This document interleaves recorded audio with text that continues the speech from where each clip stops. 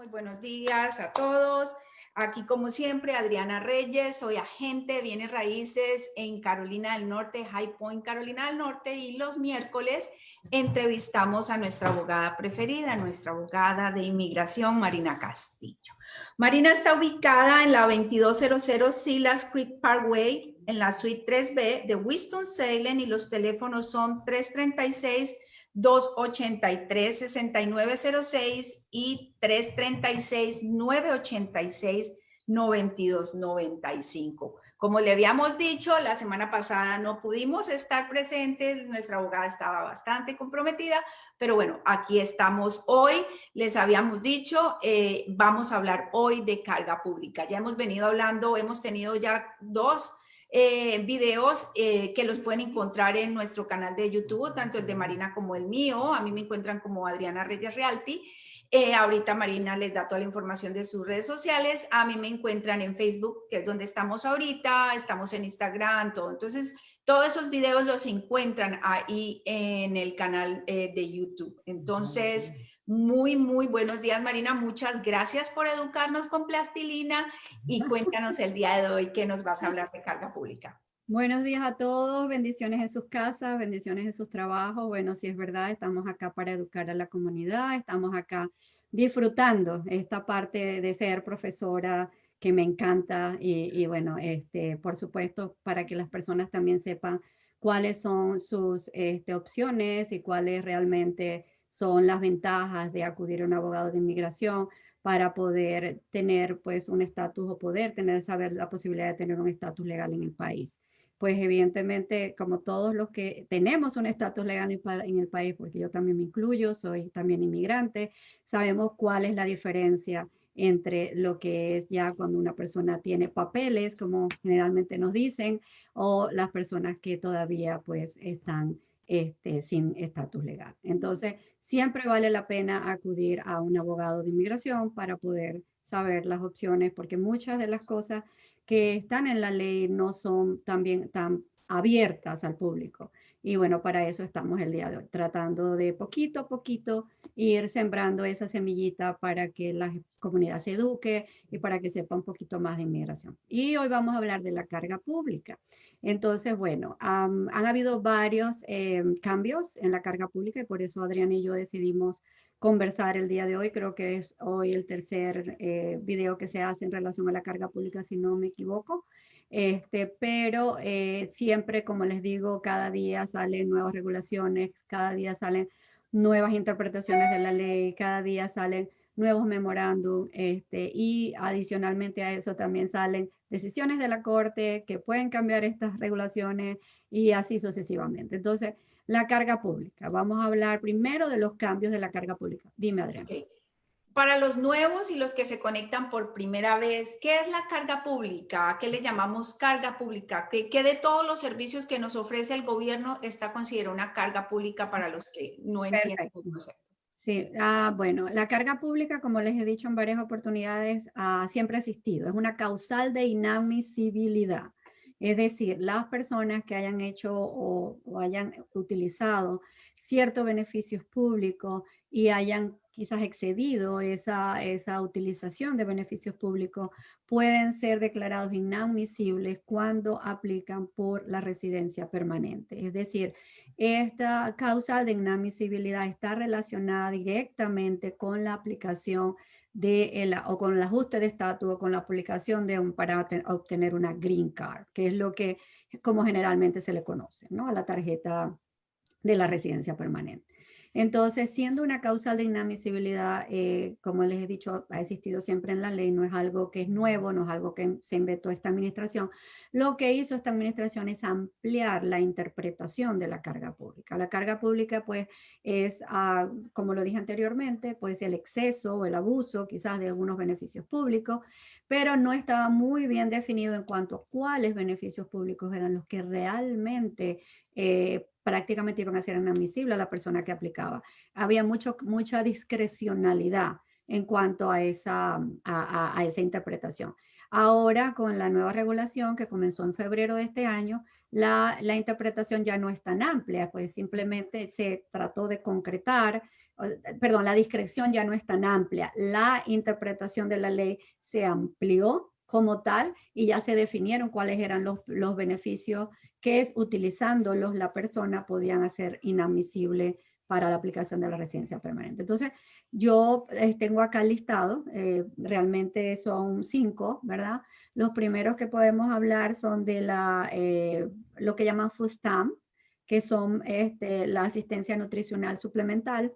Realmente hay 3 tipos, pero todo el mundo le dice food stamp. Hay SNAP, que es SNAP, y EBT, y los food stamp. O sea, hay 3 tipos, pero los que son más reconocidos como tal son los food stamp. Entonces, o las estampillas de comida, como creo que se llama en español. Entonces, si la persona, no los hijos, no el esposo, no el amigo, no, la persona que está aplicando, llegó a utilizar en algún momento este beneficio, hay que revisar por cuánto tiempo lo usó, cuándo terminó de usarlo, si lo sigue usando, de tal manera de poder revisar que si realmente se hace inadmisible o no. Porque esa es otra pregunta que siempre me hacen. Okay, si yo lo utilicé hace 10 años, pero ya no, ¿qué sucede? Bueno, eso es lo que hay que revisar. Porque muchas veces decimos 10 años, pero de pronto no son 10 años, son 5 años, porque pues a veces la memoria no falla. Yo siempre les digo a mis clientes, tráiganme los récords, tráiganme las cartas, yo las reviso y de ahí yo decido si es algo que les puede afectar o no.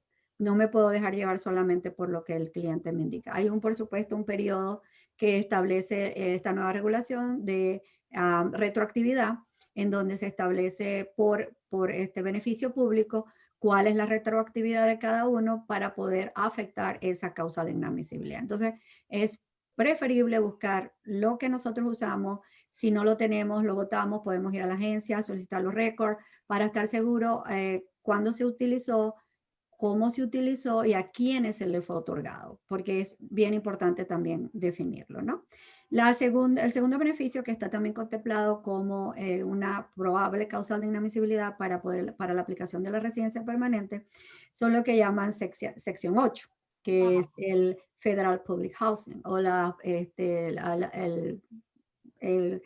solicitud de ayuda para la parte pública de las casas, para obtener una vivienda, ¿no?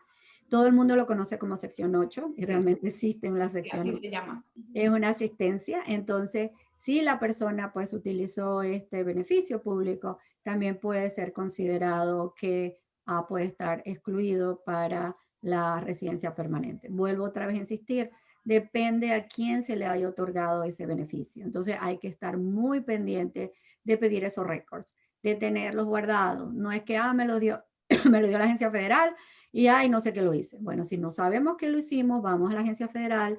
Generalmente siempre tenemos contactos porque ellos tienen que revisar eso anualmente.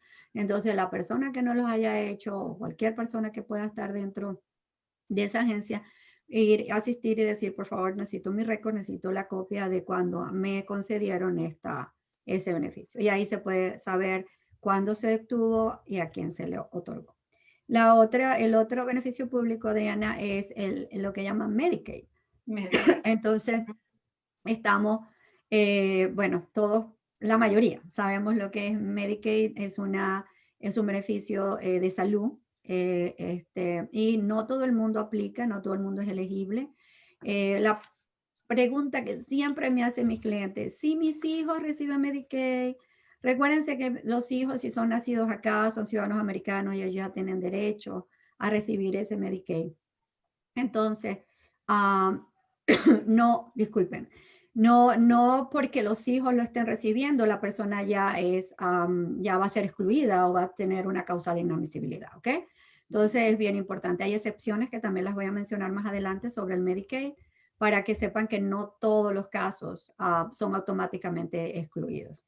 O no todos los casos en los cuales la persona haya asistido o ha tenido este beneficio público lo hace automáticamente inadmisible para aplicar por la residencia permanente. Y el último es el Cash Assistance, que lo llaman también de varias formas. Tiene unos iniciales como el SSI o SSI, TANF o TANF o TANF, y también como General Assistant. O sea, es realmente para ciertas situaciones en que las personas han tenido han sido expuestos a un desastre natural o algún tipo de problemas que ha afectado a varias personas en la zona y puede quizás tener esa asistencia. Entonces, ya vemos cuáles son realmente los beneficios públicos que pueden realmente afectar la posibilidad de una persona de poder obtener su residencia permanente. Ahora vamos con los que no son integrados, que es lo más importante, que muchas personas me preguntan, y me pero esto, pero esto. Por supuesto, como yo siempre les digo, yo estoy al día, trato de leerlo todo, pero hay tantos beneficios públicos que a veces me pregunté yo, ¿cómo? Eso ¿Cuál lo es? he escuchado. Pero bueno, en general, lo que no se cuentan, el WIC, que muchas personas Ah, tienen ese beneficio, el WIC realmente no es considerado un beneficio público que pueda excluir a una persona para obtener su residencia permanente. El Obamacare, ok, todo el mundo, pero yo tengo el Obamacare, abogada, ¿cómo hago? No, realmente no va no a tiene afectar. ningún problema. No hay problema. Los almuerzos en las escuelas, que también me Oh, preguntan, sí. es bien importante, los niños tienen que estar alimentados, por supuesto. Lo que yo siempre les digo a mis clientes, se los voy a repetir aquí, a ustedes están en sus casitas, en sus trabajos. No es que el beneficio público por no ser o estar realmente no listado dentro de los programas, ¿verdad? Que excluyen a una persona para poder hacer residente permanente. Por el hecho solo de no estar incluido, no es que vamos a abusar tampoco. Es decir, hay otra razón por la que nosotros tenemos que tener mucho cuidado con esto de pedir los beneficios públicos, que se llama fraude.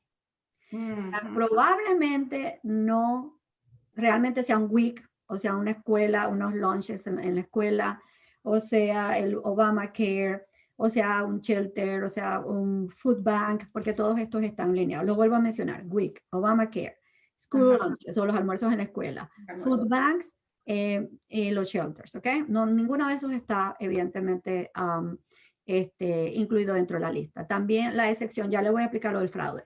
También las excepciones están con el Medicare para las personas, Medicaid para las personas que están embarazadas y van a tener un bebé, esos están exentos, eso no cuenta porque realmente van a tener un niño ciudadano americano y el gobierno los ayuda para que puedan obtener el beneficio de poder tener a ese niño en un hospital bien atendido, etcétera. Y adicionalmente las situaciones de emergencia, es decir, si una persona realmente tiene una emergencia, no tiene seguro médico, va a la emergencia de un hospital, esas situaciones de emergencia realmente no se consideran. No se consideran beneficios públicos que vayan a excluir a la persona para obtener residencia permanente. Y los niños, pues menores de 21 años, que es lo que yo le estaba comentando ahorita, para los hijos para los hijos ciudadanos americanos, que son ciudadanos americanos, perdón, que sean menores de edad y que estén recibiendo el Medicaid. Ellos tampoco pues van a afectar al resultado de mamá y papá cuando vayan a aplicar por su residencia permanente. Dime, Adriana. Dos preguntas, Marina. Unemployment, me lo preguntan a mí, imagínate, a mí, yo le digo, pregúntenle a la abogada. El El unemployment, unemployment ya eso lo hemos revisado porque también estuvimos así como que al principio, pero será, no será. Pero no, ya el unemployment no es considerado un beneficio público porque es un derecho que se gana. Es oh, decir, tú tienes sí, que cotizar ciertas cantidades para poder ganar ese beneficio. Tienes que tener ciertos requisitos que no lo sé porque no soy abogada laboral, pero sí sé que con respecto a la parte de inmigración no afecta al unemployment. y la Entonces, segunda pregunta ah, es si bueno, tienes dime. un Quería niño, hablar lo del fraude. Ujú. lo del fraude, antes de que empieces con el tema de fraude, si tú tienes un niño especial y has tenido que pedir ayuda del gobierno constantemente, ¿eso le puede afectar a la persona para sus documentos? No, porque realmente es el niño que es menor de 21 años, que es lo que conversamos ahorita, estaría excepcionado de la parte de los beneficios públicos. Y Ok, más si es una persona incapacitada. Ujú. ok. Entonces, bueno, hablamos del fraude. Entonces, ¿qué sucede? Que dicen, bueno, como no está dentro del WIC, no está dentro de la lista de los beneficios públicos que me pueda afectar para poder en el futuro aplicar por residencia permanente. los almuerzos en las escuelas, los food bank. Ok. Vamos a hablar específicamente del WIC, ¿ok? Que es el que realmente uno tiene que hacer un proceso, y te hacen como un estudio social, a ver si tú eres elegible. La idea no es mentir para obtenerlo. Eso es el problema. ¿Qué sucede? Que cuando uno miente en una aplicación, les voy a dar un ejemplo. Bueno, lo que pasa es que yo estoy viviendo con mi esposo, pero yo escuché que mi amiga fue y me solicitó unos food stamps y fue y le dijo a la agencia que ella estaba sola, que ella no tenía más nadie, que ella tenía 3 hijos y que ella no podía trabajar, o que si ella trabajaba era part-time porque sus hijos la necesitaban, y resulta que está viviendo con su esposo. Pero entonces miente para que solamente le tomen a ella pues sus entradas, sus ingresos, ¿no? Evidentemente, como una persona que tiene que cuidar 3 hijos, que solo trabaja part-time, sus ingresos van a ser mínimos, ¿no? Y por supuesto que va a calificar en base a lo que ella dijo a ese beneficio.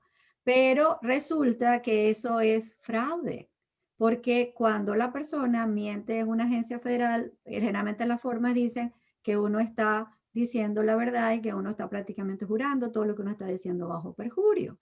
Entonces, ¿qué sucede? Que realmente si la persona la llegan a descubrir, puede inclusive ser objeto de una orden inclusive de arresto, porque en Carolina del Norte, aunque ustedes no lo crean, el cometer fraudes de esta naturaleza, el realizar este tipo de solicitudes para poderse beneficiar cuando no se necesita, es inclusive hasta un delito. Entonces, evitémonos esto, evitémonos el hecho de que nos quede un récord de... Yo tuve un caso en el cual una persona la descubrieron y, o sea, no estoy inventando, no lo hagan porque son buenas personas, no, es que ya lo tuve.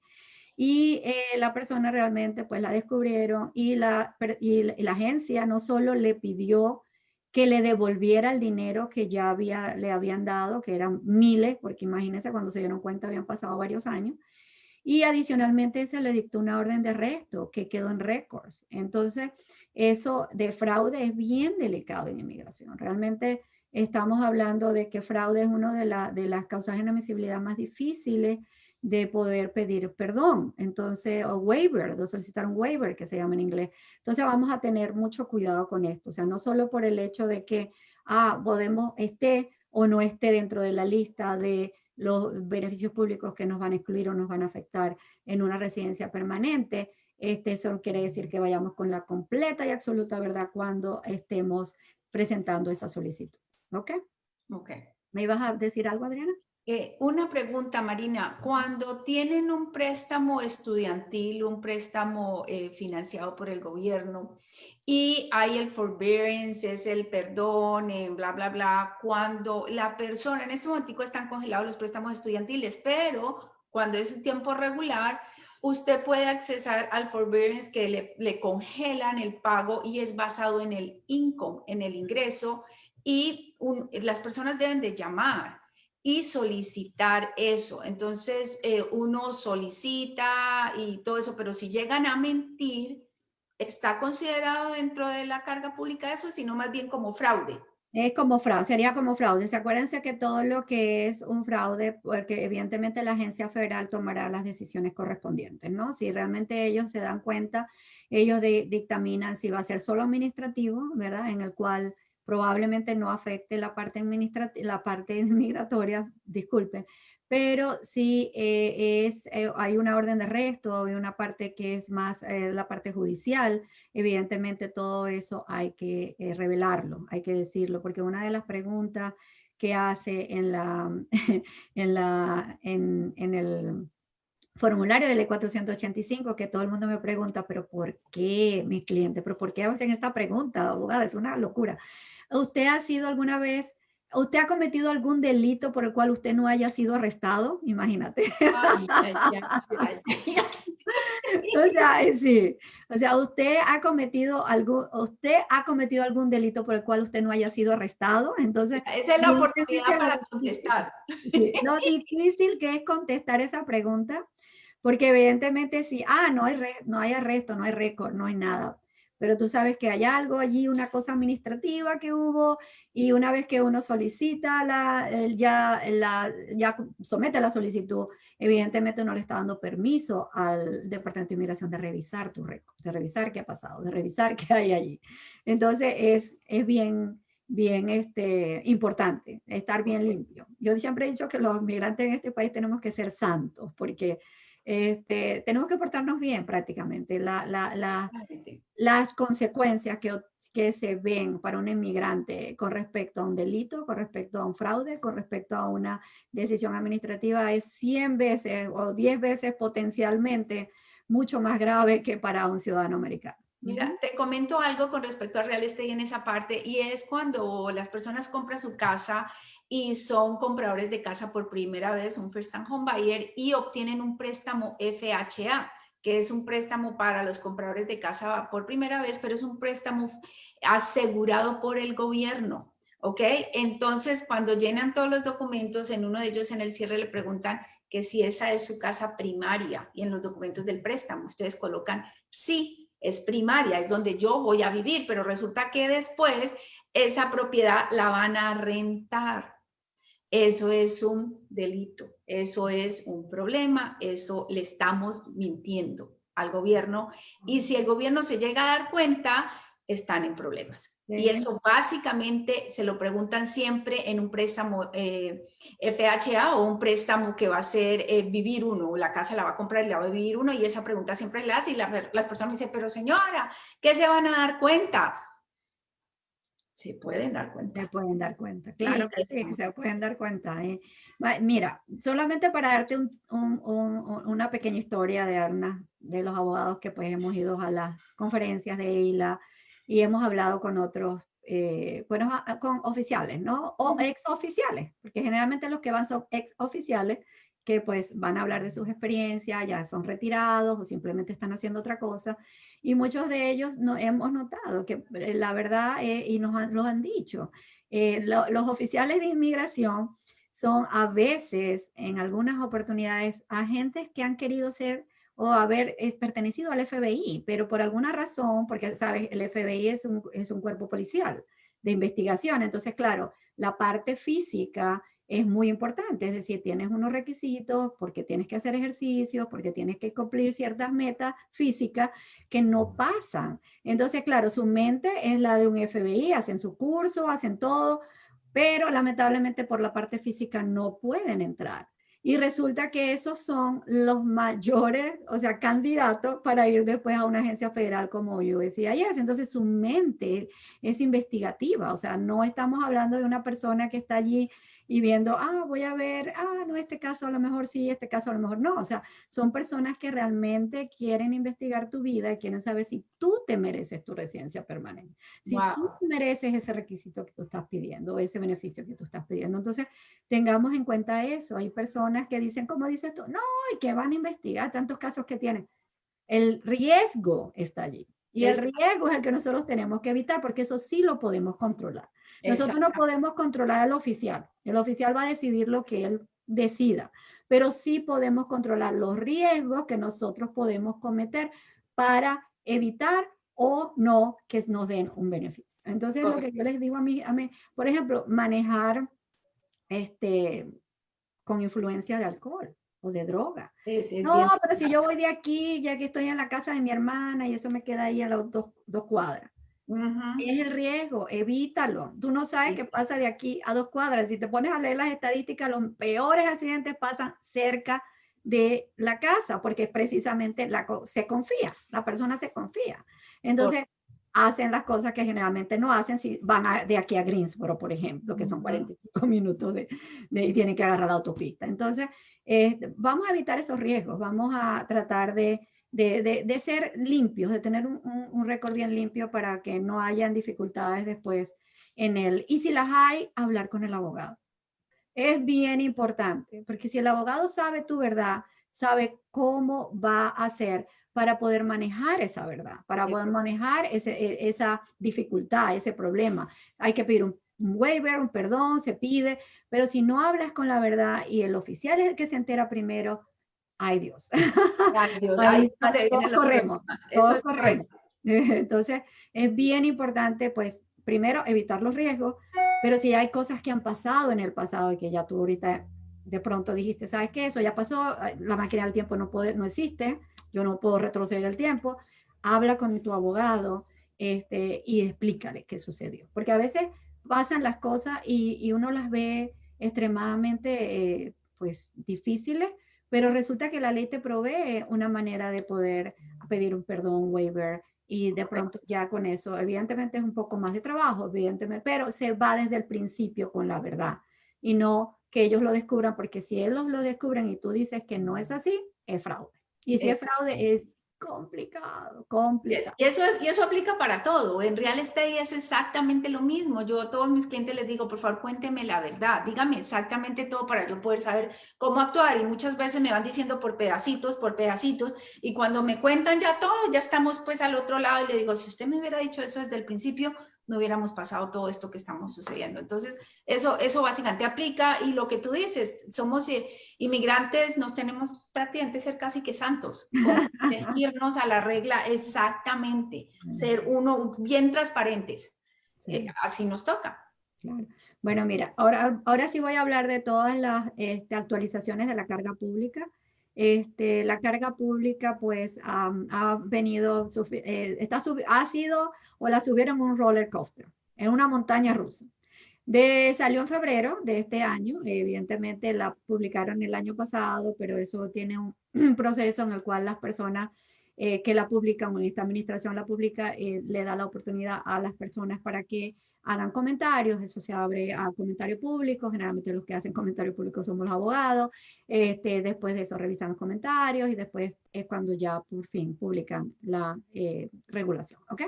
En febrero comienza la regulación, en julio la bloquean, o sea que estuvo prácticamente desde febrero hasta julio en implementación. Viene una corte federal, bloquea esta regulación en virtud de todo lo que ha pasado con el coronavirus y pues lo difícil que es, o difícil que ha sido para algunas personas, pues el de pronto mantener sus puestos de trabajo, el de pronto el tener compañías pequeñas que también han sufrido y pues poder cumplir con todos los requisitos que la nueva carga pública pues estaba solicitando. Pues eliminan la forma de la website del Departamento de Inmigración y de allí, pues quedamos como en el limbo. Decimos, bueno, por ahora, desde julio en adelante, la I-944, que es la forma, no se va a necesitar. Ok, perfecto. Empezamos todos pues a terminar de enviar las aplicaciones de los ajustes de estatus, seguimos trabajando.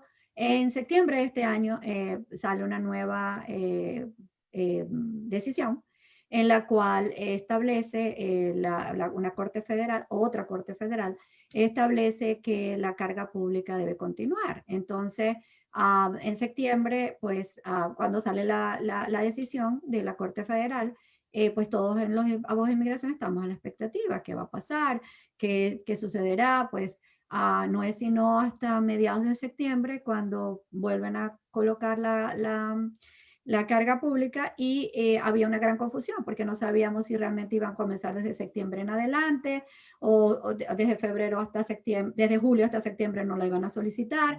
Sin embargo, pues ya se definió que ciertamente, precisamente por la montaña rusa que estábamos viviendo, sí se va a necesitar la carga pública desde febrero, solo que el Departamento de Inmigración, viendo todos los cambios, USCIS, viendo todos los cambios que se habían experimentado, digo, ok, si ustedes me envían, someten su caso antes de octubre 13, nosotros no vamos a rechazar su caso porque no tenga la carga pública. Todo lo que son las evidencias, todo lo que es la forma, ustedes lo pueden enviar después.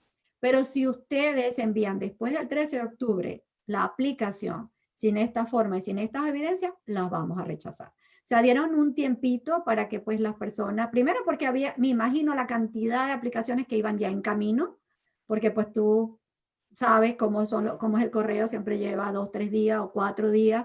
Y segundo, pues que ya había muchas personas también que tenían una aplicación prácticamente para muchos abogados que ya tenían la aplicación lista, pues para ser enviada. Entonces dieron ese tiempo hasta octubre 13. Sin embargo, para que quede claro, sí, la carga pública se necesita para la aplicación del ajuste de estatus desde en febrero que fue implementada. Ya sea que se haya enviado la aplicación desde septiembre, ya sea cuando la Corte Federal hizo la solicitud, o ya sea que se haya enviado entre julio y septiembre que fue bloqueado. Las personas que aplicaron en esa época, voy por parte, las personas que aplicaron desde julio hasta septiembre, cuando esta carga pública o esta regulación estaba bloqueada, pueden enviar su aplicación después, porque evidentemente ya ellos lo están procesando. Los que enviaron desde el momento que el Departamento de Inmigración ya desbloqueó prácticamente, pues la Corte Federal prácticamente desbloqueó el bloqueo, para decirlo así, de la regulación. Hasta el 13 de octubre, todos esos casos, pues, fueron aceptados, inclusive sin esta forma y sin estas evidencias, más todos los del 13 de octubre en adelante tienen obligatoriamente que llevar esa forma o serán rechazados. Entonces, esa es la nueva actualización que les tengo. Mucho cuidado otra vez nuevamente con realizar este tipo de aplicaciones. Estamos hablando de los ajustes de estatus para obtener residencia permanente a través de notarios o de paraligas que trabajan por su cuenta. Ya hicimos un programa específicamente para indicar cuáles eran los riesgos de esta solicitud, de esta manera de hacer las solicitudes, pero les vuelvo a indicar. Inclusive para nosotros los abogados de inmigración ha sido bien complejo el hecho de entender todas las evidencias que se tienen que enviar con esta nueva forma.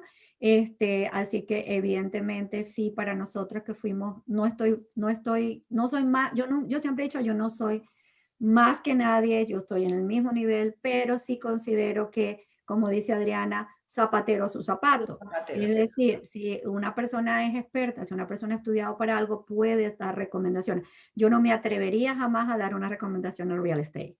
Jamás, porque no tengo la menor idea de lo que se trata.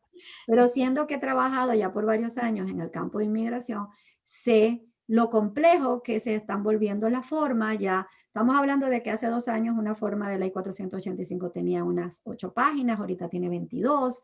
Entonces, lo complejo que se ha hecho todo esto, más la forma de ley 944, por favor, busquen la asesoría de un abogado de inmigración. De un experto, porque es bien importante que esa forma vaya bien realizada con las evidencias correspondientes. Ese video que hicimos, le pusimos abuso a la ley. Práctica inautorizada de la ley. Práctica inautorizada de la ley. Así encuentran el video en nuestro canal de YouTube, en Adriana Reyes Realty, y el de Marina es Castillo Immigration Law Firm. ¿Cómo le El del YouTube es mi nombre, abogada Marina Castillo Gómez. Exactamente. Ahí también encuentran todos los videos y es importante que vean, justamente estamos hablando en estos días sobre ese tema de la importancia de ir al especialista, a la fuente, al experto en el tema. Cada quien se especializa en algo y es por una razón, porque el tema es demasiado extenso que usted se tiene que volver especialista en el tema. En ese caso, los abogados, hay muchísimos abogados y siempre lo he dicho, si ustedes están enfermos del ojo, pues usted no van a ir al doctor de los pies, tienen que ir al doctor que mira los ojos. Entonces, y es un doctor y todos son doctores, pero hay que ir al especialista, en este caso, el abogado de inmigración. Si tienen alguna pregunta, el abogado de inmigración. Si tienen una pregunta de real estate residencial, a la gente de bienes raíces que maneja residencial. Es muy claro, ustedes les preguntan a uno comercial y ellos dicen, yo no manejo residencial, vaya, hable con otro agente de bienes raíces. Entonces, eso es muy, muy importante, ir a la fuente. Y el tema de los notarios y el tema de los paralegales lo abordamos en ese video, que es bien, bien importante que lo vean. Sí. Bueno, y evidentemente, con respecto a la carga pública, vamos a seguir atentos a cualquier cambio para poderles informar hasta ahora. Vuelvo y repito, es bien complejo, es decir, Un día de esto les voy a tomar una foto a la caja, porque la última que enviamos lo enviamos en Oh una my God. caja, porque claro, ya de por sí la aplicación de la residencia permanente es amplia, o sea, hay que enviar pues varias evidencias, más todas las formas, todas las evidencias que pidan la forma ley 944. Pide, por ejemplo, todos los 12 estados de cuenta, los últimos 12 estados de cuentas de tus cuentas bancarias. Entonces, si la persona tiene, por ejemplo, dos cuentas de saving, una cuenta de checking, un money market, tiene que mandar los dos estados de cuentas de cada. Marina, pero no están en la parte digital, no pueden escanear eso, Hasta mandar. ahora no lo han dicho, hasta ahora ha sido evidente. Hay formas que ya ha venido un poquito lento la parte de solicitar las aplicaciones digitalmente a través de la página de USCIS, pero hasta ahora la página, todo lo que es la I-485, la I-944, pues evidentemente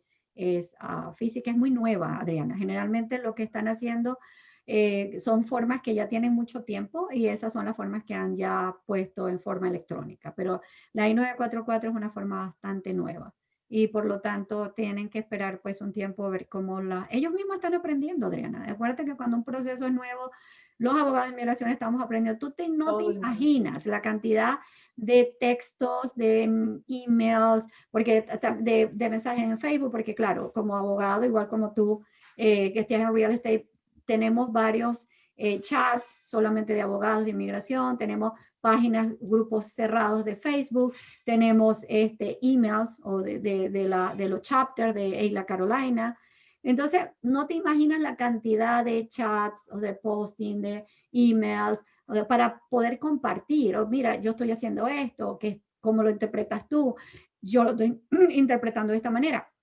Porque lo que sucede, Adriana, es que como es todo tan nuevo, evidentemente, a pesar de que sí, fuimos a la escuela, nos graduamos, tenemos que saber cómo se está interpretando y cómo la mayoría lo están manejando para poder hacerlo quizás de la misma forma o quizás de la mejor manera posible, que es lo que queremos darle a nuestros clientes, la Exactamente. mejor manera posible. ¿Qué cosa? Entonces, no te creas, ellos también están, Todo el los mundo mismos aprende. oficiales están aprendiendo de este proceso. Entonces, Qué bueno. es algo nuevo, novedoso. Y bueno, hay que hacerlo de la mejor manera posible. Por eso tengan mucho cuidado con los notarios, con los paraligas, porque evidentemente ellos no los van a representar. Ellos solamente van a llenar la Exactamente. forma, van a llenar, ay, tráigame esto. Ya, vamos a enviarlo así. Vamos a Exactamente. ver qué nos dicen. No, así no se trabaja. Y es lo que tú dices, no No se trabaja. están representados y eso es lo más importante. Cuando ustedes escuchen la palabra representación, con esa persona es que deben hablar. Yo lo estoy representando. Así funcionamos los agentes de bienes raíces. También, Marina, se nos acabó el tiempo, no aguanta. Y esta vez estábamos puntualitas a las 9 de la mañana, porque Cierto, no nos vuelve a pasar la que nos ha cierto, pasado las cierto, últimas cierto. veces. Definitivamente, Marina, cuéntanos de qué nos vas a hablar la próxima semana. Mira, Adriana, yo creo que quería hablarles de verdad hay un beneficio, ¿verdad? Que inmigratorio que quisiera abordarles, un poquito complicado, es para las personas que han tenido o que tienen la residencia permanente condicional y tienen que remover la condición. Esta es la forma I-751 bueno, de la página website. Me gustaría hablar sobre eso, la remoción de la condición en las residencias permanentes, A ver, espérame, la remoción. de Ok, la condición en las de- residencias permanentes. ok. Ujú. Mm, Entonces vamos a hablar un poquito de eso porque he visto con mucha preocupación que hay personas que me llaman y me dicen, no, es que ya nosotros enviamos eso. Ay, otra vez con notario, horrible. Y después vienen conmigo, ya los dan los requests for evidence. Yo tengo varios casos así. Y entonces request for evidence, por supuesto, te da 90 días y 90 días tienes que correr para poder hacerlo, porque si no te van a denegar el caso, porque no lo hiciste bien desde el principio. A veces el request for evidence no llega, si no llega porque como no tienen un abogado que los represente, le llega a la persona, pero a veces la persona se ha mudado, entonces se da muy cuenta tarde. A veces vienen a mi oficina, abogada, no, que mi primo que vive todavía en mi casa, la que yo vivía, me dio esto y ya lo que tengo son 30 días y bueno, súper asustado. Entonces, vamos a hacer las cosas correctamente, vamos a hablar. Entonces, ya tengo varios casos de esto. Entonces, tenemos que correr. Entonces, todo el mundo está en pánico, todo el mundo está en estrés. ¿Cuándo podemos hacer las cosas bien desde el principio? Y resulta que ellos dicen, no, es que lo hice con un notario. Y al final del camino tienen que pagar doble. Yo siempre les digo, ¿por qué? Porque a ellos le están pagando por llenar una forma que no lo hacen bien, por mandar unas evidencias que no lo hacen bien, y no los están representando, los están dejando a la deriva. Entonces vienen con uno y uno tiene que empezar a hacer o a tratar de arreglar lo que se hizo mal, ¿verdad? Entonces le pagas a ellos y nos pagas a nosotros. Entonces, vamos a tratar de hacer las cosas bien desde el principio, de tal manera de que no tengamos que estar con ese estrés. Mira, hay personas que me han llorado en mi oficina.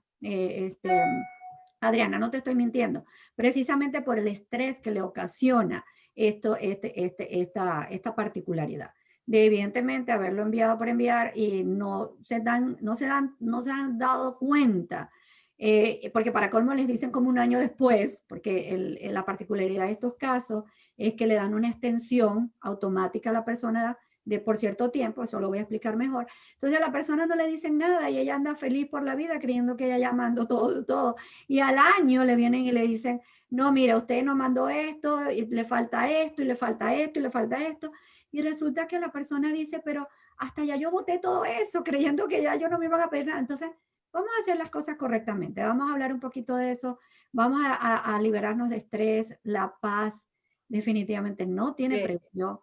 Entonces vamos a hablar un poco de eso, porque sí han sido muchos los casos que me han llegado de esa manera. Para mí ese tema es completamente, bueno, casi todos los temas que tú hablas a mí, aquí son para mí completamente nuevos. Yo estoy aprendiendo así como ustedes que están allá escuchándonos, aprendiéndome porque pues no soy abogada de inmigración, soy agente, bienes raíces, no tiene nada que ver con inmigración, pero yo estoy aprendiendo. Entonces la próxima semana es la remoción de la condición de las residencias permanentes. Ajá.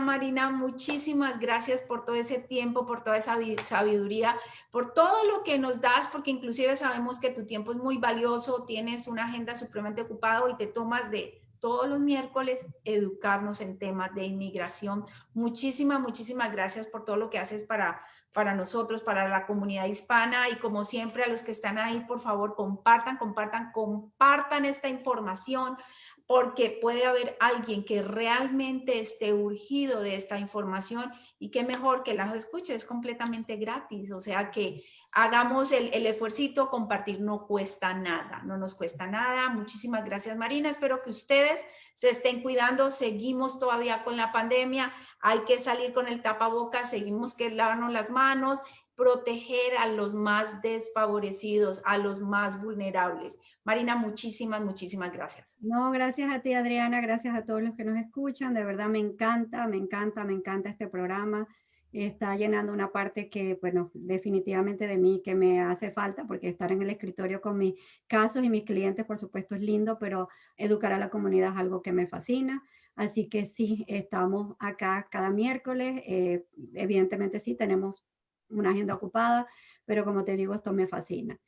También lo mismo con Adriana, me consiguen en mis social media como Castillo Immigration Law Firm, pero en el canal de YouTube sí tengo mi nombre, abogada Marina Castillo Gómez. Así que vean los videos, compártanlo. Como dice Adriana, probablemente estén ayudando a alguien que lo necesita, y adicionalmente a cuidarnos porque la pandemia sigue y depende de nosotros que evidentemente podamos cuidar a los más vulnerables, cuidarnos a nosotros mismos y cuidar nuestra familia.